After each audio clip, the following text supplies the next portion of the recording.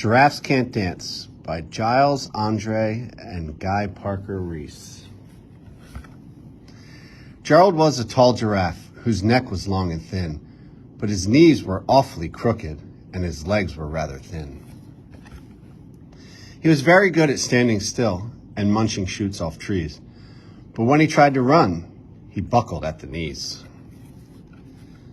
Now every year in Africa, they hold the jungle dance, where every single animal turns up to skip and prance. And this year when the day arrived, poor Gerald felt so sad, because when it came to dancing, he was really very bad. The warthogs started waltzing, and the rhinos rocked and rolled. The lions danced a tango that was elegant and bold. The chimps all did a cha-cha with a very Latin feel, and 8 baboons then teamed up for a splendid Scottish reel.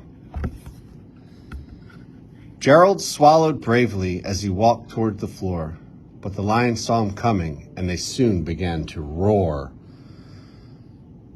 "Hey, look at clumsy Gerald," the animals all sneered. "Giraffes can't dance, you silly fool. Oh, Gerald, you're so weird."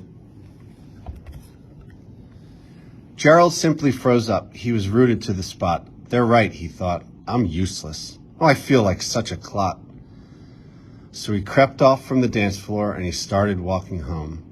He'd never felt so sad before. So sad and so alone. Then he found a little clearing and he looked up at the sky. "The moon can be so beautiful," he whispered with a sigh. "Excuse me," coughed the cricket, who'd seen Gerald earlier on, "but sometimes when you're different, you just need a different song." Listen to the swaying grass and listen to the trees. To me, the sweetest music is the branches in the breeze. So imagine that the lovely moon is playing just for you. Everything makes music if you really want it to. With that, the cricket smiled and picked up his violin.